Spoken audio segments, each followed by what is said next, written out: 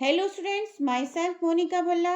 बच्चों, आज हम पाठ पढ़ रहे हैं स्काउट की डायरी। बच्चों, जीवन के ऐसे कई यादगार पल होते हैं जिन्हें हम संजोकर रखना चाहते हैं।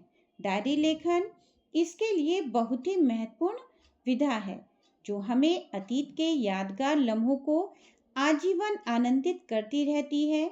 डायरी लेखन तिथिवार व समझवार होना चाहिए जिससे कि न केवल हम उन विशेष पलों को याद रख सकें बल्कि हम जब चाहें तब वे सब चलचित्र की तरह मानस पटल पर उभरते चले आएं।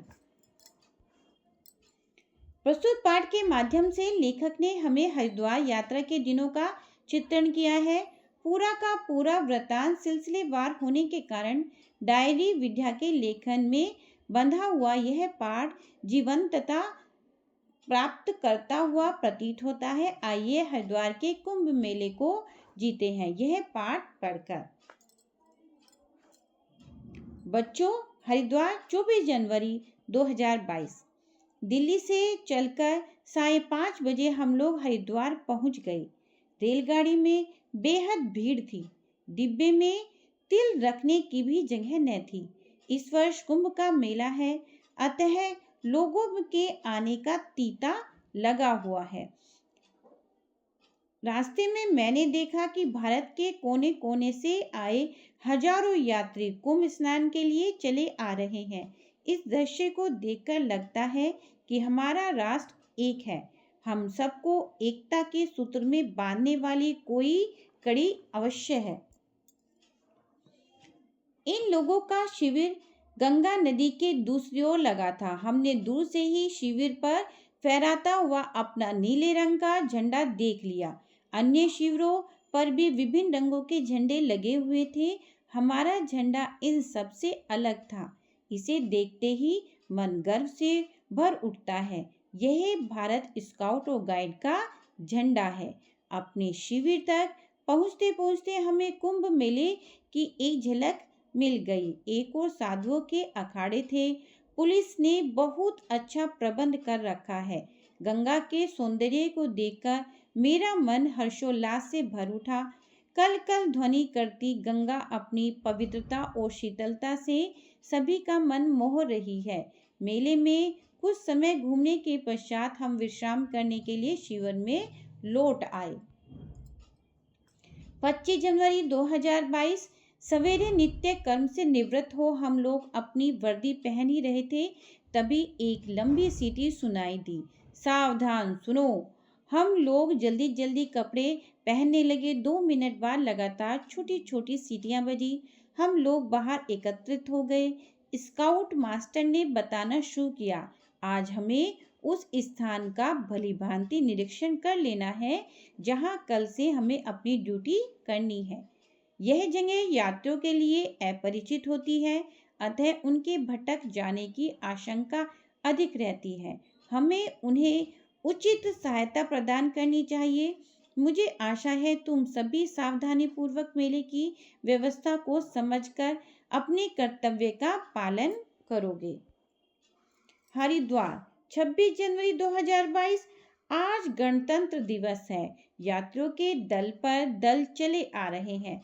पुलिस वाले उन्हें व्यवस्था बनाए रखने को कह रहे हैं। प्रातःकाल का नाश्ता करके हमारी टोली शिविर से निकल पड़ी। हमने अनेक यात्रियों को उनके ठहरने के स्थान तक पहुंचाया। कई यात्रियों के पास अधिक सामान था,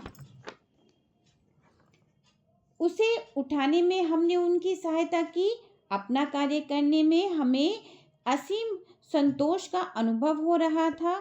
हम सायकाल शिविर में लौट आए। रात्रि का भोजन करने के पश्चात हम सो गए। हरिद्वार 27 जनवरी 2022। विश्राम के पश्चात हम सब ड्यूटी के लिए पूरी तरह तैयार थे।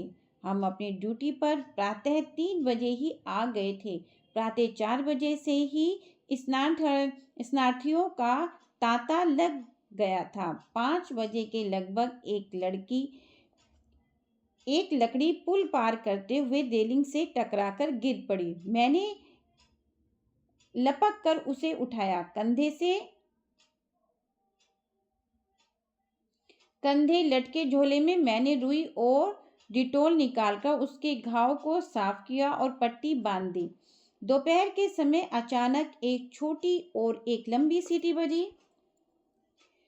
यह खतरे की सूचना थी। तभी लगातार कई छोटी छोटी सीटियां बज उठी। मैं भागकर ऊपर की ओर चला जिधर से सीटी की आवाज आ रही थी। मैंने देखा कि स्काउट मास्टर साहब नदी की ओर भाग रहे थे। तुरंत मैं भी बात को उनकी समझ गया। एक बच्चा नदी में डूब रहा था। मास्टर साहब नदी में कूद पड़े और तैरकर बच्चे को डूबने से बचा लिया। तभी पुलिस वालों की सहायता से बच्चे को पेट के बल लिटाया और कंधे पर दबाव डालने लगा। इससे बच्चे के पेट में भरा पानी बाहर निकलने लगा। कुछ समय पश्चात वह ठीक से सांस लेने लगा और उसने अपनी आंखें खोल दी। उसके माता पिता यह देखकर फूले नहीं समाये। तभी मुझे समझ आया कि स्काउट का काम कितना महत्वपूर्ण और उपयोगी है। हरिद्वार 28 जनवरी 2022। आज रात कैंप फायर हुआ। सोने से पूर्व डायरी लिख लेना चाहता हूँ। कैंप फायर में बड़ा आनंद आया। सभी ने किसी न किसी कार्यक्रम में अवश्य भाग लिया। मैंने भी एक हास्य कविता सुनाई। मास्टर साहब ने भी अपने जीवन की एक महत्वपूर्ण विनोदपूर्ण घटना सुनाई। एक लघु एकांकी भी प्रस्तुत की गई। सचिन का सुनाया गाना सबका मन मोह गया। इच्छा होती है कि इस तरह के कैंप फायर रोज हुआ करें।